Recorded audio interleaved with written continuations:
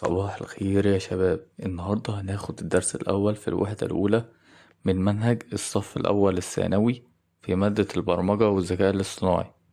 الدرس الأول بيتكلم عن دراسة المعلومات، اللي هي دراسة المعلومات والوسائط. طب أول حاجة عايزين نعرف يعني إيه بيانات ومعلومات ومعرفة. الدرس هنا بيبدأ من الأساس خالص. إيه الفرق بين كلمة بيانات ومعلومات ومعرفة؟ تعالوا ناخدوهم واحدة واحدة. هنقول التعريف اللي موجود في الكتاب وبعد كده هنشرح. عندنا تعريف البيانات: هي حقائق تمثل باستخدام الأرقام أو الأحرف أو الرموز. يبقى البيانات أو الداتا هي حقائق تمثل باستخدام الأرقام أو الحروف أو الرموز. طب يعني إيه بقى الكلام ده؟ عندنا البيانات هي مجرد حقائق خام، يعني أرقام أو كلمات أو رموز من غير ما نفهم معناها لسه. زي مثلا لو عندنا ورقة مكتوب فيها 70 80 90 100، دي أرقام بس دي بتعتبر بيانات. طب تعالوا نفهم برضو. تاني حاجة عندنا المعلومات.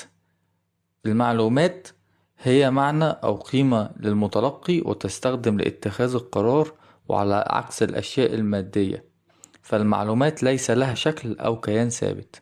يبقى المعلومات اللي هي الانفورميشن هي معنى أو قيمة للمتلقي وتستخدم لاتخاذ القرار، وعلى عكس الأشياء المادية فالمعلومات ليس لها شكل أو كيان ثابت.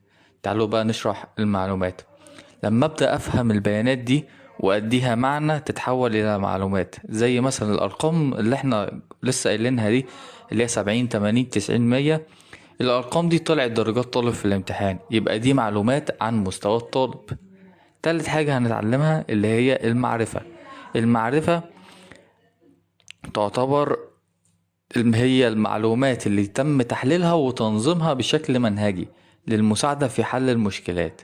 يبقى المعرفة أو النولج هي المعلومات التي تم تحليلها وتنظيمها بشكل منهجي للمساعدة في حل المشكلات. المعرفة بقى هي المرحلة الأعلى لما أستخدم المعلومات دي في اتخاذ القرار أو حل مشكلة.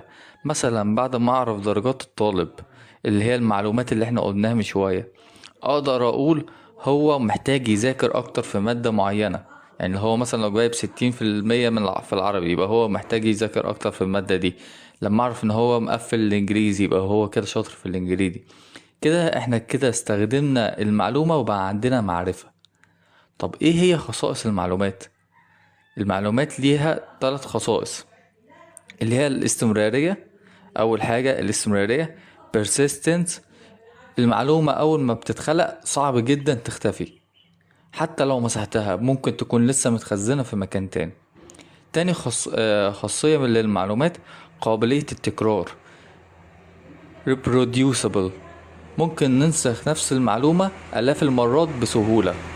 مثال: عندنا مشاركة ملف PDF أو منشور على الإنترنت، ممكن نشارك ملف الPDF 100 مرة، أكتر من 1000 مرة، ونشارك نفس المنشور على النت كذا مرة. فدي تعتبر قابلية التكرار. تالت خاصية في المعلومات الانتشار propagation. المعلومات بتنتشر بسرعة جدا عن طريق وسائل الإعلام زي الصحف، تلفزيونات، الإنترنت. وبكده نكون احنا أخدنا اللي هي خصائص المعلومات. عندنا برضو حاجة تانية مهمة، أنواع المعلومات. عندنا نوعين من المعلومات: معلومات أولية اللي هي primary information، دي اللي بتجمعها بنفسك من تجربة أو بحث، زي مثلا نتيجة استبيان، تجربة علمية، أو تقرير في العمل.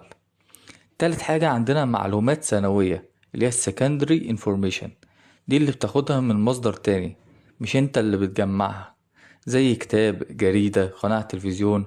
بس المعلومة الثانوية ممكن تكون مختلفة شوية عن الأصلية أو فيها تفسير. عشان كده لازم نعمل حاجة اسمها التحقق المتبادل أو الكروس تشيكينج. كروس تشيكينج يعني بنقارن بين مصادر مختلفة عشان نتأكد ان المعلومة الثانوية اللي احنا جبناها دي تعتبر صح. تاني جزء عندنا في المحاضرة اللي هي الوسائط أو الميديا. الوسائط معناها وسيلة اللي احنا بنستخدمها لنقل المعلومات بين الناس. طب ايه هي انواع الوسائط؟ عندنا 3 انواع. اول حاجة وسائط التعبير expression media، ودي وسائط نعبر بيها عن معلومات ونصوص وصور وصوت وفيديو.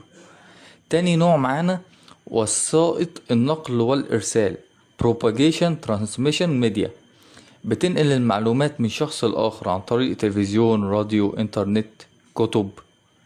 تالت نوع معانا وسائط التسجيل recording media، بتخزن المعلومات عشان نرجع لها بعدين ورق عن طريق اليو اس بي، دي اف دي، تخزين سحابي اللي هو الكلاود. عندنا تالت حاجة هنتكلم عليها النهاردة الثقافة الإعلامية أو الميديا ليتراسي. دي بتبقى هي قدرتك على إنك تفهم وتفسر المعلومات اللي بتجيلك من وسائل الإعلام بدقة. يعني ما تصدقش أي حاجة تشوفها على السوشيال ميديا قبل ما تتأكد منها. يبقى احنا كده هنقول ملخص الدرس سريعا: البيانات دي بتعتبر الحقائق الخام، المعلومات بيانات مفهومة، المعرفة استخدام المعلومات لحل مشكلة. المعلومات ليها 3 خصائص: استمرارية، قابلية التكرار، انتشار. أنواع المعلومات 2: أولية وثانوية. الوسائط ليها 3 أنواع: تعبيرية، نقل، تسجيل. لازم نكون عندنا ثقافة إعلامية ونفكر قبل ما نصدق أي معلومة.